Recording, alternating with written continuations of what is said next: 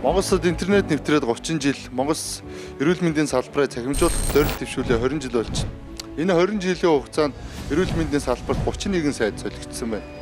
20 жилийн өмнө дэвшүүлсэн тэр эрүүл мэндийн салбарыг цахимжуулах тэр зорилт бүрэн хэмжээнд биелж чадсангүй. Цахим эрүүл мэндийн төсөл гэж Монгол улсын эрүүл мэндийн салбарыг бүхэлдэн цахимжуулахын төсөл олон жил хэрэгжсэн боловч бас үр дүн гаргаагүй. Энэ дундаас олон эрүүл мэндийн сайд энэ төслийн мөнгнөөс авчсан. Энэтэй холбоотой мэдээллийг бид энэ удаагийн тусгай сурвалжлагаараа хүргэх болно.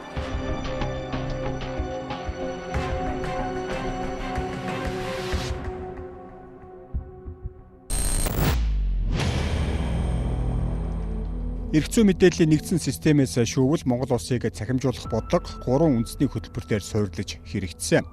Тодорхойлбол захиаг хэлбэгт орчин тэргүүлсэн засгийн газрын баталсан Цахим Монгол үндэсний хөтөлбөр 2005-аас 2012 онд, Сүхбаатарын Батуултын тэргүүлсэн засгийн газрын баталсан Цахим засаг үндэсний хөтөлбөр 2012-оос 2016 онд, Ухнагийн хөрөлцөхийн тэргүүлсэн засгийн газрын баталсан Цахим засаглал үндэсний хөтөлбөр 2019-оос 2022 онд хэрэгжээр батлагдсан. Эдгээр үндэсний хөтөлбөрт эрүүл мэндийн салбарыг цахимжуулах үндсэн чиглэлийг тод томрон тусгасан боловч өнөөдөр хэрэгжсэн нь харамжцсан. За энэ бол Legal Info гэдэг эрх зүйн мэдээллийн нэгдсэн систем. За эндээс 20 жилийн өмнө буюу 2005 оны 10 сард засгийн газрын 216 дугаар тогтоолоор баталсан Цахим Монгол гэдэг үндэсний хөтөлбөрийг одоо хэдүүлээ шүүж үзье. 216 дугаар тогтоолын хавсралтаар энэ эрүүл мэндийн салбарт тодорхой арга хэмжээнүүдийг хэрэгжүүлэхээр ингээд заасан байт юм аа. За эндээс эрүүл мэнд гээд хайлт хийхэд ерөөсөө гараад ирнэ. За тухайн үед засаг төр ингэж шийдэж ирсэн. 2005 онд өвчний түүхийг одоо цахим болгоно нэг.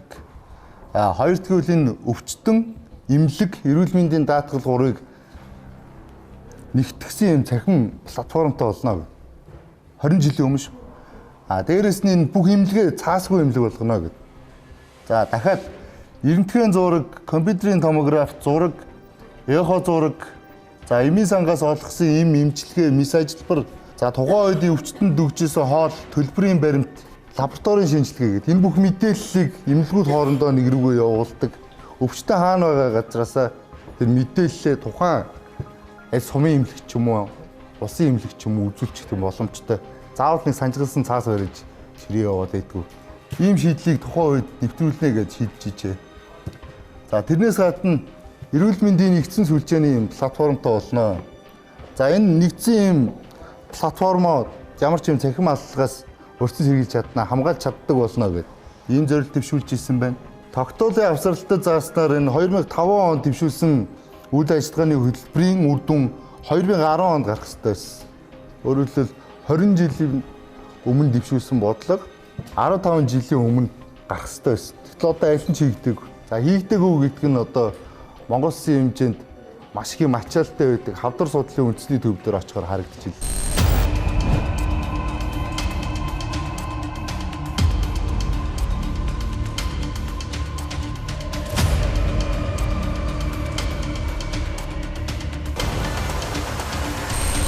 Цаасаа тэрэл явж байгаа. Одоогоор. Одоо энэ эмнэлгээр 4 сар болж байна. Нэг онш тодруулахын тулд багадаа 3-аас 4 эмнэлгээр явж байна тий. Тэр болгон дээрээ стор нээлгдэг, карт нээлгдэг. Тэгэхээр яг нэг 7 хоногийн өмнө ч юм уу за болов сарын өмнө ирсэн урдныхаа шинжилгээг харъя гэхтэл яг энэ эмнэлэг дээр бол байдгүй юм бэл. Хувь хүн өөрөө л нэг олон карттай болцсон байдаг. Тэрнээс олж захимжсан юм бол ерөөсөө харагдахгүй, мэддэхгүй байна. Байхгүй штэ. Юу тэр аймаг сумд үзүүлсэн мэдээлэл битгий хэл энэ хавдар судлал гэдэг эмнэлэг дээр дотоод шүүрлийн эмчтэр орчход дараа нь эмэгтэйчүүдийн эмчтэр ороход дахиад бүх түүхээ ярина. Мистер орлоо гэхэд дахиад бүх түүхээ эхнээс нь ярьж өгдөг байхгүй юу? Тэрний оронд тухайн хүний мэдээлэл нэг эмнэлэг дээр ингээл бүртгэгдсэн бол ямар ч эмч компьютераар нэгээд тэр хүний регистрийг оруулахад тэр хүний тухай бүх мэдээлэл нь харагдчихийдэг баймаар байна штэ. Одоо дундын мэдээллийн системтэй болгосон. Тийм. Нэгдүгээр тэр, хоёрдугаар сүлжээний уналт маш их цагтаан багтаж шинжилгээнийхээ хариуг аваад эмчтэрээ орж чадахгүй, цагтаан багтаж өдөртөө багтаж шинжилгээгээ өгч чадахгүй. Яасан? Сүлжээ нь унтсан гинэ гэл эмнэлгийн ажилчид нь компьютерыг хаард ингээл гайхас очдөг. Энэ тохиомдлоо хинд гарах вэ гэхээр яг нөгөө цахим бүртгэл дээр зогсож байгаа ажиллаж байгаа ажилчид руу яг амбулаторь сууж байгаа эмчнэр рүү газар дээр хэм байгаа эднэрлүүл хандаж гаргадаг. Энийг нөгөө цахим бүртгэлээс програм хангамжаас болж ин гэхээсээ илүү яг тухайн сууж байгаа хүмүүс рүүгээ яг очсон байгаа эмнэлэг дээр л эднэр л хүн суртал гаргаад байна гэдэг ийм байдлаар хандаж бүхэмдэл гаргаад байх юм тал бас байна. Хавдрын хөнгөлөлт хэмшээгээ захимаар амрах. Ойчрын. Тэр ойчрч одоо 1 сарын бараг 2-3 сар болж шивтэж байгаа юм гэсэн шүү дээ. Хими юм байна. Одоо манай аав хими юм ууж байгаа байхгүй юу? Тэгэнгүүт хөдөө орон нутгад байдаг хүнийг 15 хоног тутамд эмээ аав гэж байгаа байхгүй юу? Зөвхөн эндээс ирж авдаг. Тэгэхээр нөгөө өвчтөн хүн чинь сард 2-3 удаа ирж химийнхээ эмээг авж байгаа байхгүй юу? Тэгээд заавал за одоо би шинжилгээг нь өгүүлчих болно шүү дээ тий. Аймагаас би шинжилгээг нь аваад ирье. Химийнхаа эмэнд би одоо тэр хүнийхээ шинжилгээг харж байгаа түрүү 15 хоногт үзүүлсэн шүү дээ. Сард 1 удаа ядаж авчирч ихээр бид нар хүнээ үзчихэж авнаа гэд өгнөө. Тэгээ дахиад шинжилгээ авна. 15 хоног тутамдаа шинжилгээ өгнө. 15 хоног тутамдаа үзүүлнэ эмчтэй. Тэгэхээр нөгөө хүн чинь баг энд амьдрах болж байгаа юм уу? Тэгэхээр нөгөө хүмүүс чинь биенд таар болсон хүмүүс чинь үгүй гэрээсээ гарахгүй гэд ингээд байдаг. Яг энэ эрүүл мэндийн яамны энэ хавдрын эмнэлэг биш шүү. Эрүүл мэндийн яамны эрүүл мэндийнх нь энэ тогтолцоо нь өөрөө ингэж өвчтөе хүнийг залхаан цэрлүүлж байна те. Ингээд бүр хавдрын эмнэлэг рүү явхаас залхмаар болгож тэгээд нөгөө усууд нь хайж байгаа шүү. Хитэн хайж байгаа бол те. Тэгэхээр чин бид нар чин ээж аавдаа анхаарал хандуулмаар байна шүү дээ тий. Тэгэхээр би одоо орон нутгаас аавыгаа аваад 15 хоног тутамд ирчээд би яаж ажил хийх юм? Тийм байгаа сте тий. Өнөөгийн байдлаар Монголд төр хувийн хөвшлийн 4,000 гаруй эрүүл мэндийн байгууллага байна. Эдгээрт 30,000 гаруй эмнэлгийн ажилтан бий. Тэд нэг жилд давхурсан тоогоор 20 сая гаруй амбулаторийн үзлэг, 1 сая гаруй хэвтэг эмчнүүлэгчдэд үзүүлсэн тусламж үйлчилгээнийхээ мэдээллийг цуглуулдаг. Эрүүл мэндийн салбарт төрөл бүрийн зориулалтын 34 програм хангамж ашигладаг хэдий ч эдгээр нь өөр хоорондоо холбогддоггүй. Эрүүл мэндийн салбарт цугларсан иргэдийн мэдээлэл хоорондоо давхурдсан байдлаар шивэгддэг. Эрүүл мэндийн байгууллагууд хоорондоо мэдээлэлээ солилцох боломжгүй. Тус тусын хэмжээнд бие даасан програм ашигладаг. Тэр нь тайлан мэдээлэл гаргахад төвөгтэй. Түүнчлэн иргэдийн эрүүл мэндийн мэдээллийн аюулгүй байдал алдагдах эрсдэлтэй байгаа зэрэг нь эрүүл мэндийн салбарт тулгарч байгаа асуудал. Улаанбаатар хот дахь интернет эмнэлэг үйлчлүүлэгчдийнхээ мэдээллийг хакертуулсан явдал харамсаад өнгөрөх хэрэг биш. Эдгээр асуудлыг шийдвэрлэхэд эрүүл мэндийн салбарыг захимжуулах ажил онц чухал байлаа. Эрүүл мэндийн салбар захимжилтаар хамгийн хоцорсон байгаа салбарын нэг мөн үг л мөн. Зарим хөтөлбөрүүд бол санхүүжилт байхгүй учраас хийж чаддаггүй. Тийм ээ. Санхүүжилт өгөөч, төсөв тавьж өгөөч, бид ийм мундаг ажил хийх гээд байна гэдэг бол манай эрүүл мэндийн захим шилжилтийн хувьд бол харин мөнгө нь байсан. Мөнгө нь байгаад хахад хийж чадаагүй хамгийн харамсалтай хамгийн одоо гутамшигтай үйл явдал энэ. Өнөөдөр яаж вэ? Өнөөдөр бид эмч хүн үзэхгээл яхахлаар шинжилгээ байхгүй. Эсвэл шинжилгээний цаасаа хайчсан олохгүй байна гэл. За тэгэл дахиад өг гэл. Тэрс манай эрүүл мэндийн салбарт асар их үрлэгэн тогтолцоо бий болчиход байгаа шүү дээ. Жишээлбэл аймгийн нэмлэг дээр өгсөн шинжилгээг Улаанбаатар хотод автах ямар шаардлага? Тийм ээ. Гэхдээ тэр нь бүгдээр нэг стандарт болчиход шүү дээ. Зөвхөн лабораторийн шинжилгээгээр л хичээл одоо нэг өгсөн шинжилгээ 2-3 давтаад л зарим тохиолдолд иргэдэн ч бас итгэж ядаад энэ худлаа хийж магадгүй гэж өөр газар өөрснөө явж өгөөд тий харьцуулж арах гал ингээл яваад. Гэхдээ тэр чин тэр лабораториудын хийж байгаа газруудыг бүгдийг нэг стандарт бариад хийж чадахгүй газар хаач хэрэгтэй шүү дээ. Ингээл хүмүүст эргэлзээ төрүүлээл тэгэл дээрэс нь баахан мөнгөний урсгал. Энд чи одоо тэгэл шинжилгээ хийх болгонд л мөнгө урсж шүү дээ. Захимжуулагчтай холбоотой түрүүний ирсэн нөгөө шинжилгээний хариу бай тээ. Өөрөө ингээд ороод харахаар юм өнгөлөд дээр харин байж идэг. Эмнэлэг төтөө очиод үзүүлэх гэхээр эмчт нөгөөх нь харагдах боломжгүй. За энэ дээр нэг асуудал үүсэж байна. За дээрэс нь сая та манай ингээ үүдэн дээр жоохон засахтаа харсан байх. Ийм Монголиатай ч гэдэм үү хөгжүүлэлт компанитай ч гэдэм үү нөгөө хүний хувь хүний регистрийн дугаар, бүртгэлийн мэдээлэл аль нэг юм л дутуу болвол цаашаа үргэлжлүүлээд эмнэлгийн тусламж үржих авах боломж авахгүй болчихдог. Тэгэхээр эрүүл мэндийн байгууллага бол дүн мэдээ, тайлан мэдээгээ бол эрүүл мэндийн хөгжлийн төвийн H-info гэх програм дамжуулж байгаа. Энэ бол төрийн байгууллага. За тэгвэл бидний илгээж байгаа мэдээ тайлан бүрэн хөрвүүлж чаддаггүй. Тэгэхээр манай одоо статистикч дүн бүртгэл энэ хүмүүс маань тэрийг гараараа шивж оруулдаг. Жилийн эцэс болохоор нөгөө байгууллага дээр ачаад гараараа шивж оруулдаг ч юм уу. Бүрэн хөрвүүлт хийгддэггүй юм асуудал байгаа. За сүүлийн 10 жилийн хугацаанд эрүүл мэндийн салбарт цахим эрүүл мэнд нэртэй 2 төсөл хэрэгжсэн. За эхнийх нь бол бүгдээрээ Тэдэд ард улсын засгийн газрын буцалтгүй тусламжаар хэрэгжсэн 2012 оноос хэрэгжсэн цахим эрүүл мэнд нэртэй төсөл. За энэ олон улсын тендерт нь Хятадын Huawei компани шалгарсан. За Монгол дахь туслан гүйцэтгэгчээр Метро Network Монголын компани шалгарсан. За энэ Метро Network компанийг шалгаруулахын тулд тухайн үеийн эрүүл мэндийн сайд шийлэг дамп эхлээ яармгийн нүгтдэх өөрийн гэртээ $40,000 авилга авсан. За дараа нь энэ эрүүл мэндийн яамны 2 давхарт байрлах өөрийнхөө албан өрөөнд $120,000 авилга авч байгаад үйлдэлээрээ авилгатай тэмцэх газрын баригдсан. Тэгээ энэ тендер хууль тендерийг зохион байгуулах энэ оролцох энд авилга зуучсан хүмүүс өдөр 3 шатны шүүхээр яа шийдүүлсэн байна. За төсөл бол ингээ үргэлжлсэн боловч энэ үр дүн гарааг. За хоёр дахь төсөл нь дахиад цахим эрүүл мэнд нэртэй төсөл.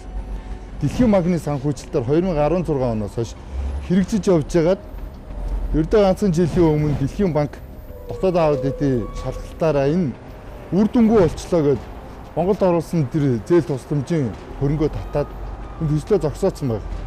Шалтгаан нь ерөөсөө энэ эрүүл мэндийн сайдаар ажиллаж исэн Сэрээжавын инх болт болон бусад хүмүүсийн ашиг сонирхлын зөрчилтэй холбоотой ийм хэрэгс болсон.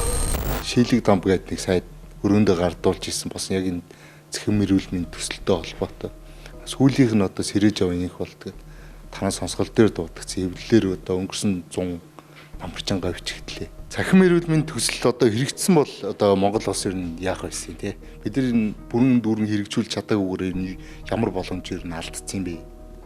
Тэгээ ерөн зүгээр энгийн үгээр хэлэх юм бол иргэн эмчтэр очиж үзүүлэхдээ зүгээр гар утсаа кодоо өгөөл яг нэг ийм Монголиа шиг кодоо өгөхөд эмч нь тэр кодоор нь компьютер дээр ороод та ямар өвчнөр өвдөж ирсэн, ямар шинжилгээ сүлээ өгсөн, одоо ямар шинжилгээ хийх хэрэгтэй вэ? Оншин яаж тавих вэ? Эмчилгээ яаж хийсэн гэдэг бүх мэдээлэл зөвхөн тэр кодноос хамаарал Монгол улс даяар дижитал болчих, цахим болоод эмч нь өвчтнөөс заавал тэр картыг нэхгүй. Нөгөө баахан үзүүлсэн нөгөө бичиг баримт гэл тор дүрийн байр явдаг шүү дээ. Тэр шаардлагагүй. Тэрийг ерөөсөө өвчний түүх карт маань өөрөө цахим болчихно. Тэгэхээр иргэн хүн элдвийн одоо бичиг цаас барьж явахгүйгээр эмчтэр очиод нэг удаагийн кодоо хэлээд өөрийнх нь өвчний нөхцөл байдлаа таниулах боломжтой болох л ийм том хөтөлбөр байсан шүү дээ. Анх энэ хөтөлбөрийг хэрэгжүүлж байгаа гэдэл инновац цахим бодлогын байнгын хорон дээр тэр төслийн ажилтнууд нь эрүүл мэндийн яамных нь ийм бидэнд ярьж өгсөн. Ерөөсөө л захим карта болно. Өвчлөлийн талаарх мэдээлэл хийлгсэн шинжилгээнүүдэд давхцаад олон газар дахин өгөх шаардлагагүйгээр хариуг нь нэг цэгээр харах боломжтой л гэсэн хэлж байсан. Альта тэмцэх газраас Дэлхийн банкны 19.5 сая долларын санхүүжилттай цахим эрүүл мэндийн төслийг золигт гаргасан хэрэгт дараах албан тушаалтнууд яллагдагчаар татагдсан. Эрүүл мэндийн сайдаар ажиллаж байсан инх болт, сайд инх болтын үеэлдүү гэгдэх HIEP төслийг зохицуулагч Исполт, найз гэгдэх Axis Systems компани захирал Мөнгөн Сүх, найз гэгдэх Arima Japan компани захирал Их Чулуун, тус яамны төрийн нарийн бичгийн дараа гасан Эрдэнэ бэлэг болоод төслийн холбогдох албан тушаалтуудыг яллагдагчаар татжээ. Бид энэ асуудлаар альта тэмцэх газраас тодруулга авахаар очоод хэн нэгний нэр, албан тушаал, хуулийн этгээдийн нэрийг хэлэхээс татгалзсан. Танай байгууллага энэ хэргийг шалгаж байгаа юм байл шүү дээ, тийм ээ. За Дэлхийн банкны хөнгөлөлтөө зээлийн санхүүжилтээр хэрэгжсэн цахим эрүүл мэндийн төсөлтэй холбоотой асуудлыг авилгатай тэмцэх газар шалгасан. За бид авилгын эсрэг нэгдсэн үндэсний байгууллагын конвенц болон бусад улс орнуудтай хамтран ажиллах хэрэгцсэн харилцан тусалцааны гэрээг үндэслэн хөрөнгө буцаах чиглэлээр Дэлхийн банктай хамтарч мэдээлэл солилцож ажилласан. За уг ажиллагааны үр дүнгээр цахим эрүүл мэндийн төслийн үр дүн нь олгогдсон байсан нийт санхүүжилт болох 1.7 сая $. Энэ оны 6 сарын 19-ний өдөр гадаад улсаас Монгол улсад шилжүүлж авч чадсан амжилттай ажилласан байна. Ер нь нийтдээ хичнээн хүн шалгаж байгаа энэ хэрэг дээр. За эрүүгээр хэн шийдэлт хууль зааснаар л одоогоор бол хин нэгний нэр ус алтан байгууллага тий хүмүүсийн нэр усыг дурдах боломжгүй. Хэргийн одоо явц төлөв байдал үр дүнг одоогоор мэдээлэх боломжгүй байна. Ер нь мөрдшалах ажиллагаа одоо хэр үүрдэх ажил юм ч юм уу те ер нь эхлээд хэр хугацаа өнгөрчөөд байгаа. Ер нь прокурорч хилжүүлэх цаашдаа шүүгэж хилжүүлэхэд ер нь хэр хугацаа шаардах юм. За энэ талаар л тодорхой мэдээлэл алгаа. Үндэсний аудитын газрын дүгнэлт 2023 оны 12 дугаар сар. Дэлхийн банкнаас эрүүл мэндийн мэдээлэл солилцооны платформ боловсруулж, хөгжүүлж, хэрэгжүүлэх төслийн гүйцэтгэгч Тайхан Электрик Вайрэ хязгаарлагдмал хариуцлагатай компанитай байгуулсан гэрээний хэрэгжилтэд 2022 оны 8 дугаар сард мэдээлэл технологийн аудит хийж нийцлийн ерөнхий түвшин 29% гэж дүгнсэн байна. Харин Дэлхийн банкны дотоод аудитын газрын авилга ашиг сонирхлын газраас хийсэн шалгалтаар бичиг баримт хуурамчаар үйлдсэн заллингийн шин чанартай гэж үзсэн тухай мэдээллийг төслийн нэгжээс аудитын багт өгсөн. Цахим эрүүл мэндийн төслийн хүрээнд дотоодын 8 зөвлөх үйлчлэгийг 464.4 сая төгрөгөөр авсан боловч хийгдсэн ажлын тайланг хүлээн авсан акт үлдээгүй. Эрүүл мэндийн мэдээлэл солилцооны платформ боловсруулж хөгжүүлж хэрэгжүүлэхэд ашиглаагүй байна. Харин энэ хугацаанд эрүүл мэндийн яамны эрүүл мэндийн мэдээллийн технологийн техникийн хорооны 2022 оны 8 дугаар сарын 23-ны өдрийн тогтоолоор цахим эрүүл мэндийн төслийг гэрээт явцын 11 зорилтын хүрээнд ажлын явц 61.28%-ийн гүйцэтгэлтэй гэж үнэлсэн байдаг. Эрүүл мэндийн мэдээлэл солилцооны платформ боловсруулж хөгжүүлж хэрэгжүүлэх ажлын гүйцэтгэл хангалтгүй, үнэлгээ хийсэн хууль ёсны нотлох баримтад үндэслэлгүйгээр санхүүжилтийг нь олгосон шалтгаанаар Дэлхийн банк Монгол Улсын засгийн газраас 1.7 сая Америк долларыг буцаан нэхэмжилсэн байна. Тодорхойлбол Тайхан Электрик Вайрэ хязгаарлагдмал хариуцлагатай компанитай байгуулсан 6 сая Америк долларын гэрээт ажлын гүйцэтгэлийн 2 дахь төлөлтийг төслийн удирдагч мэдээлэл технологийн аудитын үр дүн гарах хүртэл төлбөрийн зөвшөөрлийг түлхэлзүүлэх саналаа мэдгдсэн байна. Эрүүл мэндийн мэдээлэл солилцооны платформ боловсруулах, хөгжүүлэх, хэрэгжүүлэх гэрээт ажил 2021 оны 6 дугаар сард эхэлсэн бөгөөд урьдчилгаа санхүүжилт болох 1.5 их найт төгрөгийг гүйцэтгэгч талд шилжүүлсэн байна. Дэлхийн банкны баг гүйцэтгэгч талын ажлын гүйцэтгэлээр танилцаад хангалтгүй гэж дүгнсэн. Аваг гэрээт ажилд хөндлөнгийн 3 дахь этгээдээр мэдээлэл технологийн аудит хийлгэж гүйцэтгэл суурилан үлдэгдэл төлбөрийг шилжүүлэхээс шийдсэн. Уг шалтгаанаар тайлант онд төслийн худалдан авалтын төлөвлөгөөнд тусгасан ажлууд бүгд хийгдээгүй байна гэсэн дүгнэлтийг бол бид аудитын тайлангийнхаа гол асуудалд оруулж тусгаж өгсөн байнамаа. Гэвч эрүүл мэндийн яамны төрийн нарийн бичгийн даргын 2021 оны 7 дугаар сарын 23-ны өдрийн А114 дугаар тушаалаар гэрээний хэрэгжилтийг үнэлэх ажлын хэсгийн бүрэлдэхүүн удирдамжийг баталсан бөгөөд ажлын хэсгийн 2021 тэг 3 дугаар дүгнэлтээр ажлын гүйцэтгэлийг 19.2% гэж дүгнэн дараагийн төлбөрийг гүйцэтгэгчид шилжүүлэхэд татгалзах зүйлгүй гэж дүгнсэн байна. Цахим эрүүл мэндийн төслөөс эрүүл мэндийн яамд нэхэмжлэлийг хангах боломжгүй тухай мэдэгдсэн боловч эрүүл мэндийн яамны төрийн нарийн бичгийн даргын албан бус хэлбэрээр үүрэг өгснээ дагуу сангийн яамд 2 дахь төлбөр болох 1.2 сая Америк долларын санхүүжилтийг хянан баталгаажуулсан албан бичгийг хүргүүлсэн байна. Иймээс Тайхан Cable Solution хязгаарлагдмал хариуцлагатай компани, Beat Computer хязгаарлагдмал хариуцлагатай компани түншлэл туслан гүйцэтгэгч Монгол улсад бүртгэлтэй Axis Systems компанитай байгуулсан гэрээний 2 дахь төлбөр болох 1.2 сая Америк долларын санхүүжилтийг инхүү шилжүүлсэн нь ашиг сонирхлын зөрчил үүссэн байж болцсошгүй байгаа тул хууль хяналтын байгууллагад шалгуулахаар шилжүүлсэн байна. Мөн засгийн газрын 2022 оны 2 дугаар сарын 8-ны өдрийн 8 дугаар хурлын тэмдэглэл 2023 оны 3 дугаар сарын 7-ны өдрийн 89 дугаар тогтоолоор төлбөрийг эргүүлэн төлөвлөх арга хэмжээг зохион байгуулсан байна. Дэлхийн банк одоо манайхаас мөнгө нэгцсэн байсан тий. Тэр одоо санхүүжилсэн мөнгөө тэр мөнгөний буцаагаад өгсөн юм уу эсвэл өөр байдлаар Тэр бол шийдэгдээгүй. Хууль хяналтын байгууллага тэр холбогдох албан тушаалтнуудыг шалгаж байгаа. Хөндлөгийн аудитын дүгнэлт гараад хангалтгүйгээ дүгнэгдсэн. Тэгээд засгийн газар шийдвэрлээд зогсоосон. Захим эрүүл мэнд гэдэг энэ Дэлхийн банкны санхүүжилттэй төсөл маань бол анх 19 сая доллараар эхлээд төслийнх нь явц нь бол явж байгаа тэр яг саяны таны ярьдаг тэр хууль хяналтын байгууллагаар шалгагдсан нь бол тэр 2 дугаар бүрэлдэхүүн хэсгийн хүрээнд хийгдсэн захим эрүүл мэндийн платформын ажил байсан. Энэ дээр Солонгосын гүйцэтгэх компани шалгараад тэр компани ажиллаж явж байгаад ер нь сангийн яамнаас бол яг 30% санхүүжилт авсан байдаг. Тэгээд ажил нь бол тэр тухайн үед одоо эрүүл мэндийн яам захиалагч яамнаас нь бол хийгдсэн гэдэг байдлаар ирсэн. Дараа нь хуулийн хяналтын байгууллага ороод тухайн ажил нь одоо бодит гүйцэтгэл гараагүй нэг дүнслэлээр авилгын тэмцэх газрын хуулийн хяналтын байгууллага ороод сая тэр Солонгосын гүйцэтгэх компани бол үндсэндээ авсан байсан 1.7 сая доллараар эргэж төвлөрүүлсэн байгаа. Энэ Дэлхийн банкнаас ч гэсэн манай сангийн яамны шаардлага ирээд энэ санхүүжилтийг заавал эргэж Дэлхийн банкнд төлөө гэсэн шаардлага ирсэн. Үүнийхэн дагуу одоо Солонгос компанийн талаас өөрсдөө тэрийг хүлээмжшөөрөөд эргэж манай сангийн яамд төлбөр орж ирээд манай сангийн яамнаас эргүүлээд тэр төлбөрийг Дэлхийн банк руу шилжүүлсэн. Бидний гол алдаж байгаа зүйл энэс юу гэхээр бид нэр өнөөдөр энэ бүх эмнэлгүүд энэ олон хэрэгжилж байгаа энэ програм хангамжууд хоорондоо мэдээлэл солилцож чадахгүй байна.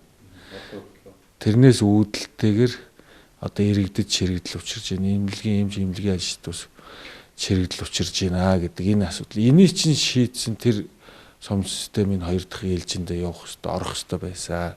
Гэтэл энэ маань зарим нэг улсуудын зүйлээс болоод одоо цаашдаа ерөөс хэрэгжихэргүй болчлоо.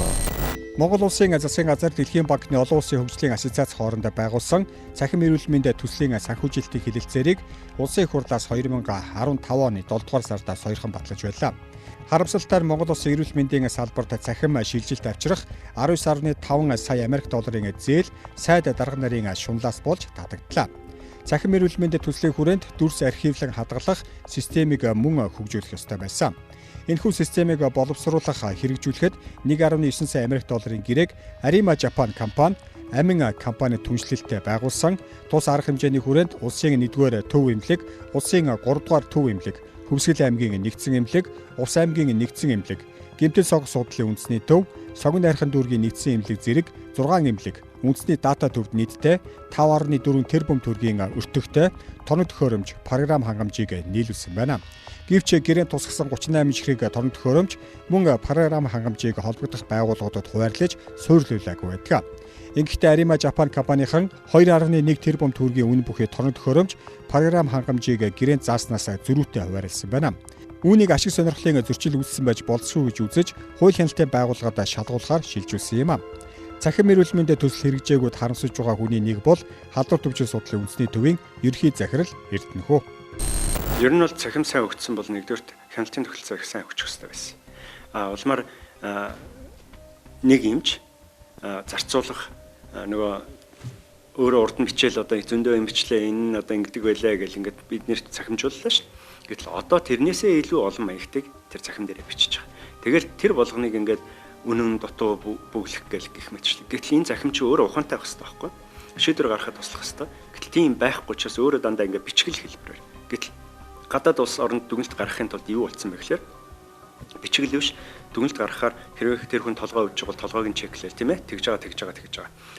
Тий. Яг ингээд тэрэнд цаана хиймэл тоо яачаал танд ирсэн өвчний чинь төдөө өн толгой өвдөд дэшүү гэл ингээд мэдээлэл өгч явах хэрэгтэй шүү дээ. Ийм химийн эмчилгээ хэрэгсэн хүмүүс чинь ихэнх нь ийм хордлогын шинж өгөөд дэшүү өгөөгүй шүү гэд ингээд мэдээлж явах хэрэгтэй. Гэтэл тийм байхгүй. Бүгдийг нь өнөөдөр одоо Сэлэнгэ аймгийн тим юмны тим одоо бараг тэр өрөөнөөс гараад тэглээ шүү гэж бичдэг. Тэрийн нөгөө даатгал дээр шалгадаг. Шалгахтаа тэр Сэлэнгэ аймгаас тэгсэн үү гэж бичлээ гэдэг өгүүлбэр хайгаад байгаа байхгүй. Гэтэл энд өгүүлбэр ерөөсөө хэрэггүй байхгүй. Тэр хүний гол хэрэгтэй мэдээлэл. Тэгэхээр бидний юм хөгжөөгөө тэгээд тэрийг хөгжцсөн гэд гадуур ингээд бид нарыг шахаад байдаг. Гэтэл яг үүндээ бол аливаа имийг бүрэн мөсөн дуусгаж сайн болгочхол тэгээд дараагийн ажил руугаа ордог баймаар. Гэтэл одоо тэгээд энийгээс дуусгаагүй байж, энэ эрүүл мэндийн салбарын цахимыг дуусгаагүй, боловсролны ядгийг мэдэхгүй ингэж эмнэлгийн ажилчдад энэ саад болж байгаа гэдгийг мэдсээр байж янз бүрээр шахах эсвэл шал өөр одоо мундаг одоо сансар мансраа яриад байна шүү дээ. Тэгэхээр үндэ хамгаалт нь байхгүй шүү дээ. Одоо бид нэр өвчтөний алдахад тэгээд яхаа эмнэлгийн дараа буруутгах уу? Эсвэл энэ хийжсэн эмчнэр буруутгах уу? Ингээл гараад ирэхэд энэ мэдээлэл бол ямар ч файр байхгүй. Ямар аз нь юу вэ гэхээр бид нэр дотоод сүлжээн дээр суурилсан эмнэлгийн програмтай л байхгүй. Нэгэнт бид энэ эрүүл мэндийн салбарыг цахимжуулах боломжийг алдсных яалтаа маш уурхай энэ алдагдсан боломжоо нөхөж авах шаардлагатай.